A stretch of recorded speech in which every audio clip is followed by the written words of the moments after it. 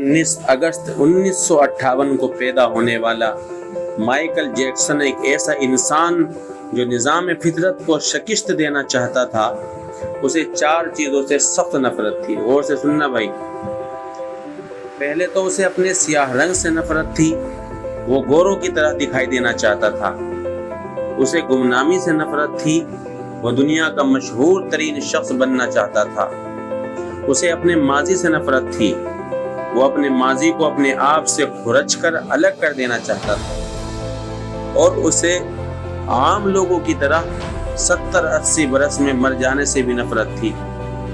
وہ 150 سال تک زندہ رہنا چاہتا تھا. وہ کہتا تھا کہ میں 150 سال زندہ رہنا چاہتا ہوں. اور ایک بات اور تھی، وہ ایک ایسا گلوکار بننا چاہتا تھا، گائیکار بننا چاہتا تھا جو 150 سال کی عمر میں لاکھوں لوگوں کے سامنے ڈانس کرے، اپنا آخری گانا گائے، 25 سال کی گرل فرینڈ کے ماتھے پر بوسہ دے اور کروڑوں مداحین کی موجودگی میں دنیا سے رخصت ہو جائے. مائیکل جیکسن کی آنے والی زندگی ان 4 خواہشوں کی تکمیل میں بسر ہوئی. اس نے 1982 عیسوی میں اپنا دوسرا البم تھرلر لانچ کیا. یہ دنیا میں سب سے زیادہ بکنے والا البم تھا اس وقت. 1 مہینے میں اس کی 6.5 کروڑ کاپیاں فروخت ہوئی تھی اور یہ Guinness book of world record کا حصہ بن گیا تھا. مائیکل جیکسن اب دنیا کا مشہور ترین گلوکار تھا، ایسا گائیکار کہ اس نے گمنامی کو شکست دے دی تھی. مائیکل نے اس کے بعد اپنی جو سیاہ جلد تھی، کیونکہ وہ کالا تھا، جو کالی اس کی جلد تھی، کھال تھی، اس کو شکست دینے کا فیصلہ کیا اور پلاسٹک سرجری شروع کرا دی. امریکہ اور یورپ کے 55 چوٹی کے پلاسٹک سرجن ان کی خدمات حاصل کی، یہاں تک کہ 1987 عیسوی تک مائیکل جیکسن کی ساری شکل و صورت، اس کی جلد، اس کی کھال، اس کے نقوش اور حرکات سب تبدیل ہو گئی. وہ کالا دکھنے والا مائیکل جیکسن اب جو ہے گورا چٹا دکھنے لگا اور نسوانی نقوش کا مالک ایک خوبصورت مائیکل جیکسن دنیا کے سامنے آدم کا. یوں اس نے اپنی کالی رنگت کو بھی شکست دے دی تھی. اس کے بعد ماضی کی باری آئی. مائیکل جیکسن نے اپنے ماضی سے بھاگنا شروع کر دیا. اس نے کیا کیا؟ اس نے اپنے خاندان سے قطع تعلق کر لیا کہ میں کسی سے نہیں ملوں گا. اس نے اپنے سارے ایڈریس جو تھے سب تبدیل کر دی. اپنے جو آدھار کارڈ ہے اس میں جو پتہ لکھا ہوا تھا، پہچان پتر میں سب ایڈریس سب تبدیل کر دیے. اس نے کرائے پر گورے ماں باپ حاصل کر لیے اور تمام پرانے دوستوں سے بھی جان چھڑا لی، یعنی کسی سے نہیں ملتا تھا وہ. ان تمام اقدامات کے دوران جہاں وہ اکیلا ہوتا چلا گیا، وہاں وہ مصنوعی زندگی کے گرداب میں بھی پھنس گیا تھا. اس نے خود کو مشہور کرنے کے لیے ایلوس پریسلے کی بیٹی لیزا، اس کا نام تھا لیزا میری پریسلے، سے شادی کر لی. اس نے یورپ میں اپنے بڑے بڑے مجسمے بھی لگوا دی، جگہ جگہ فل پیسہ خرچ کر رہا تھا.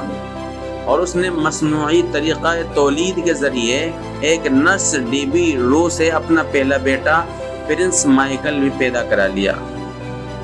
ڈیبی رو کے وطن سے اس کی بیٹی پیرس مائیکل بھی پیدا ہوئی.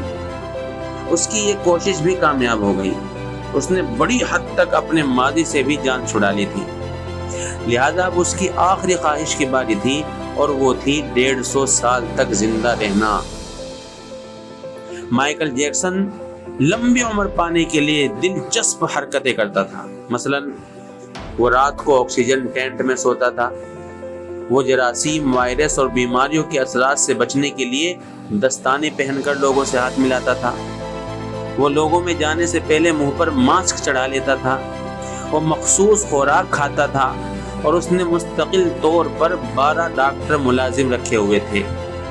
یہ ڈاکٹر روزانہ اس کے جسم کے ایک ایک حصے کا معائنہ کرتے تھے.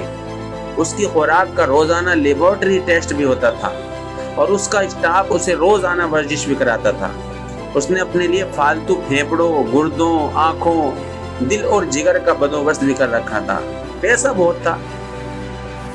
یہ وہ ڈونر تھے جن کے تمام اخراجات مائیکل اٹھا رہا تھا، اور ان ڈونرز نے بوقت ضرورت اپنے اعضاء اسے عطیہ کر دینا تھے۔ چنانچہ اسے یقین تھا کہ وہ 150 سال تک ضرور زندہ رہے گا۔ لیکن پھر کیا ہوا؟ 25 جون 2009 کی رات آئی۔ اسے سانس لینے میں دشواری پیش آنے لگی۔ اس کے ڈاکٹر نے ملک بھر کے سینئر ڈاکٹر کو اس کی رہائش گاہ پر جمع کر لیا، سب کو بلا لیا۔ یہ ڈاکٹر اسے موت سے بچانے کے لیے کوشش کرتے رہے، لیکن ناکام ہوئے تو ہسپتال لے گئے۔ وہ شخص جس نے 150 سال کی منصوبہ بندی کر رکھی تھی، جو ننگے پاؤں زمین پر نہیں چلتا تھا، جو کسی سے ہاتھ ملانے سے پہلے دستانے چڑھا لیتا تھا، جس کے گھر میں روزانہ جراثیم کش ادویات چھڑکی جاتی تھی، اور جس نے 25 برس تک کوئی ایسی چیز نہیں کھائی تھی جس سے ڈاکٹروں نے اسے منع کیا ہو، وہ شخص صرف 50 سال کی عمر میں اور صرف 30 منٹ میں انتقال کر گیا۔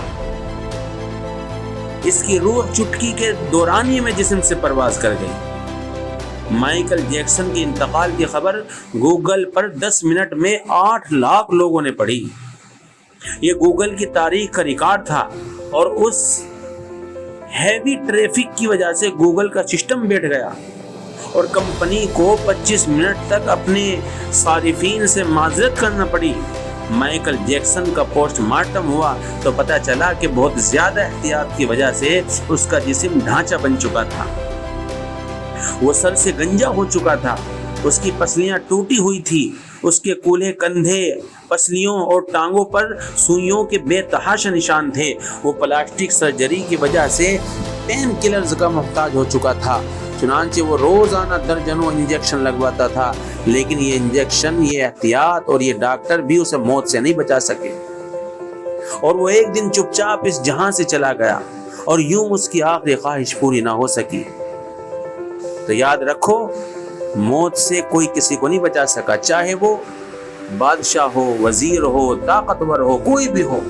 اگر بادشاہت کے ذریعے موت کو ٹالا جا سکتا تو فرعون کو کبھی موت نہ آتی، اور اگر وزارت کے ذریعے موت کو ٹالا جا سکتا تو حامان کو کبھی موت نہ آتی، اور اگر طاقت کے ذریعے موت کو ٹالا جا سکتا تو رستم و سہراب کو کبھی موت نہ آتی، اور اگر دواؤں کے ذریعے موت کو ٹالا جا سکتا تو حکیم جالینوس کو کبھی موت نہ آتی، اور اگر عقل اور حکمت کے ذریعے موت کو ٹالا جا سکتا تو لقمان حکیم کو کبھی موت نہ آتی، اور اگر وفاؤں کے ذریعے موت کو ٹالا جا سکتا تو ایک نیک بیوی کے سامنے اس کا خاوند مر رہا ہوتا ہے، وہ اسے جانے نہ دیتی۔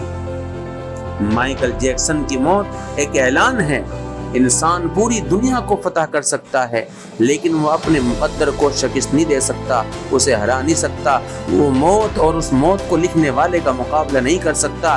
چنانچہ کوئی راک اسٹار ہو یا فرعون ہو، وہ 2 ٹن مٹی کے بوجھ سے نہیں بچ سکتا، وہ موت کو شکست نہیں دے سکتا۔ لیکن حیرت ہے کہ ہم مائیکل جیکسن کے انجام کے بعد بھی خود کو فولاد کا انسان سمجھ رہے ہیں۔ ہمارا خیال ہے ہم موت کو دھوکہ دے دیں گے، ہم 150 سال تک ضرور زندہ رہیں گے۔ اللہ کریم ہمیں عمل کی توفیق بخشے اور اپنے حفظ و امان میں رکھے۔ وآخر دعوانا